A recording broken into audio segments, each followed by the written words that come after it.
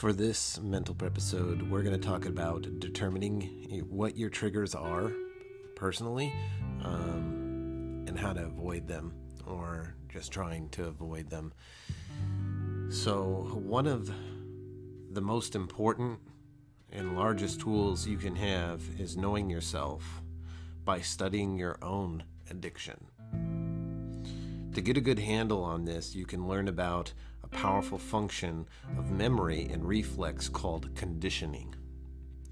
This is a psychology subject, so if you ever take a class in psychology, whether it be high school, college, or online, you can learn about an experiment that was done.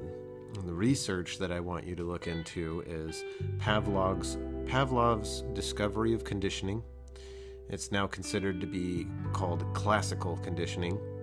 I want you to also research operant conditioning, and lastly, instrumental learning. So these are all important. By learning how conditioned behavior can be intentionally created, we can develop a better eye to spot our own unique, unintentionally conditioned behaviors. These can be labeled as triggers. So I'm going to talk a little bit about Pavlov's conditioned experiment with the dogs, and it's not going to be 100% spot on, but I'm going to try from the best of my recollection of how this experiment worked. So they took dogs that were not trained or otherwise didn't have very many learned behaviors, and they would not really react when people would come into the room. And the experiment was to see if they could trigger a psychological and physical response to the animal based on conditioning them through a routine. So there's a paired understanding of when this happens, it means this is going to happen. So they would go into the room, and this particular person would feed the dog. And I'm not sure if there was a bell used or not in this experiment. I believe at some point they might have used a bell. But if you can imagine that every time an animal was being fed, there was a bell paired along with it, and it was ring.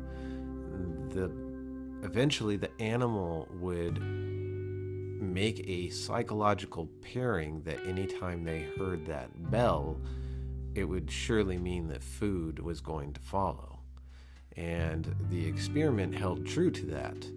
Eventually, the pairing was complete, and the animal was conditioned to believe that whatever the circumstances that they used, whether it be the person walking into the room that traditionally feeds them, or a certain phrase was said, or the ringing of a bell, what have you, it would trigger a response in the animal. And the way they gauged that was gauging the animal's saliva and how much spit would come out of the animal's mouth. Now, these type of experiments in modern times are deemed to be inhumanitarian. Actually, they even did some of these experiments on a little boy, and you can learn a little bit about that as soon as you start researching Pavlov's discovery of conditioning. It kind of leads into the other conditioning experiments that have happened, and you get to read a little bit about the psychological effects that they found in human beings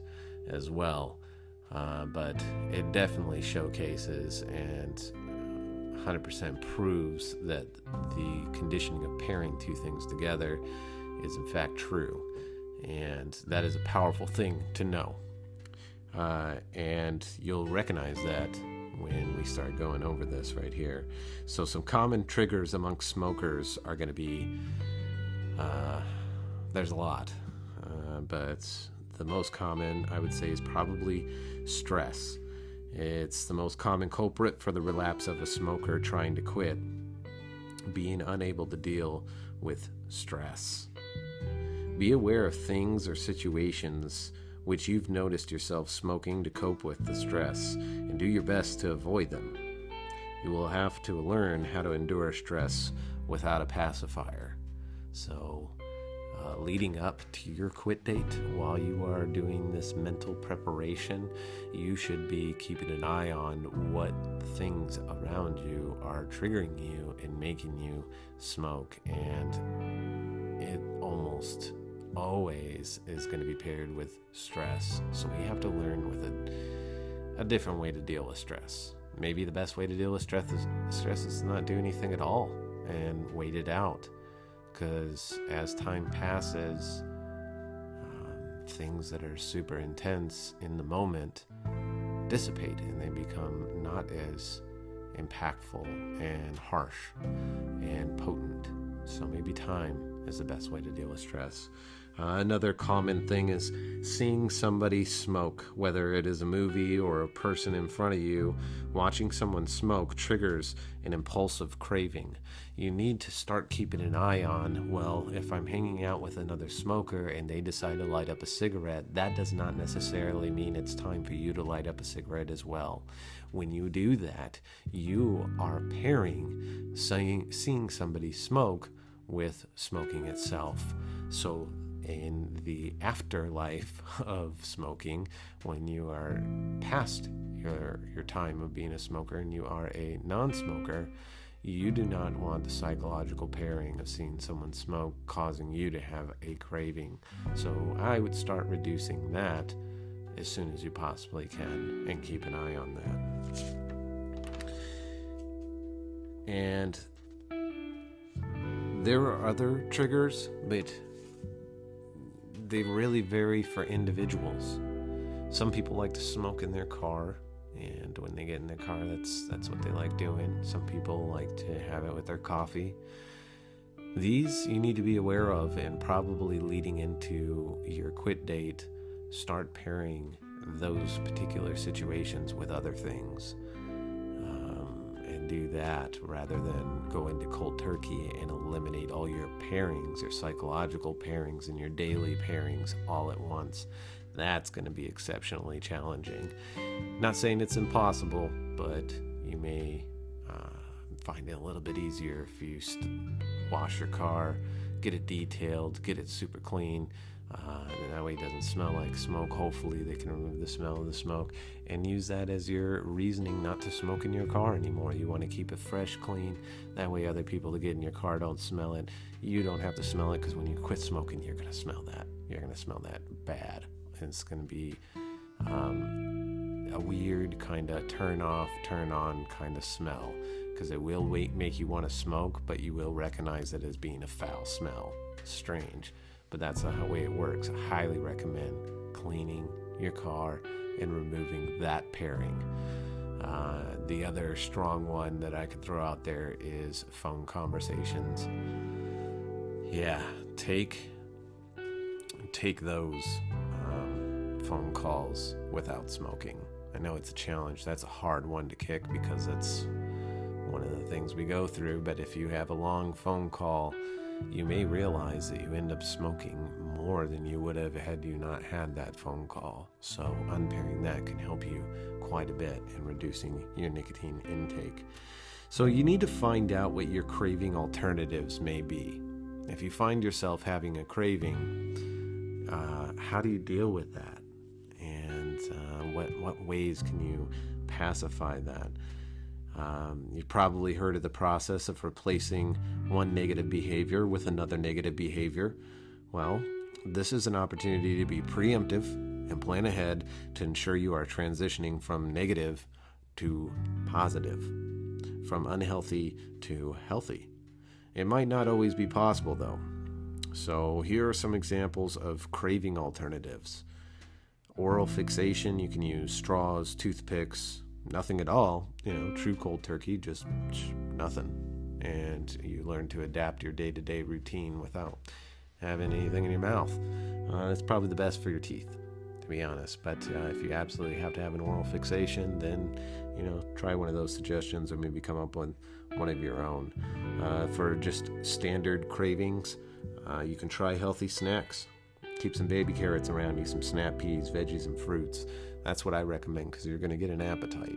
Expect your appetite to come back with a vengeance, and you have to be kind of cautious of that, because if you're used to eating kind of not all that great, but you've been able to get away with it because your metabolism's been high and smoking's kind of helped curb your appetite, so you're not having that much of it, get ready for a very rude awakening.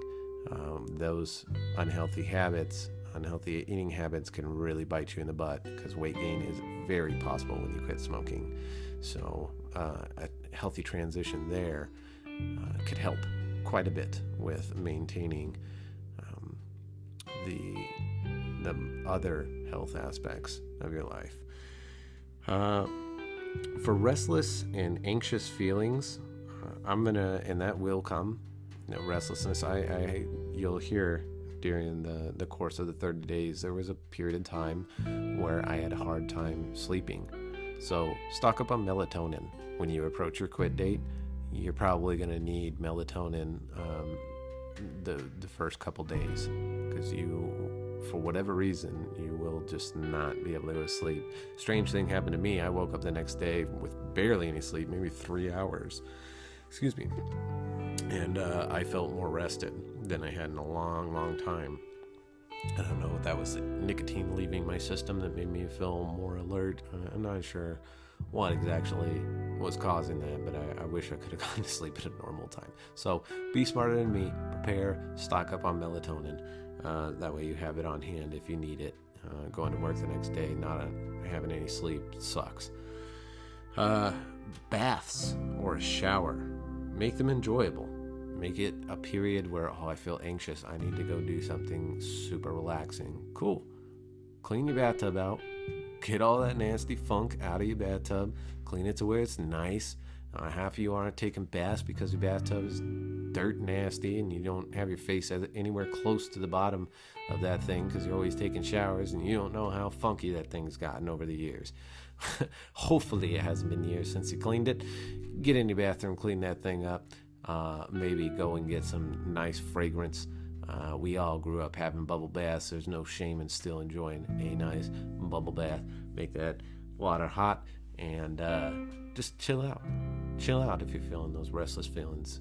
Put some music on and just give yourself a chance to turn off. We're on so much throughout the day. All day we're working. If we're not working, we're in our commute to go to work or getting ready for work. And then when we get off of work, we're prepping what we're going to eat. And we're getting our kids, if you have a family, you're getting your kids all situated, you're getting homework taken care of, and it's just on. And in your middle point, you're like, hey, man, I haven't got to check my online social media. So now you're spending your free time scrolling for that and making sure you saw all the things for the day. And it's just on. When do we have a time to just relax and chill? And that's the beauty of the bath, and we need to bring that back. Make baths cool again.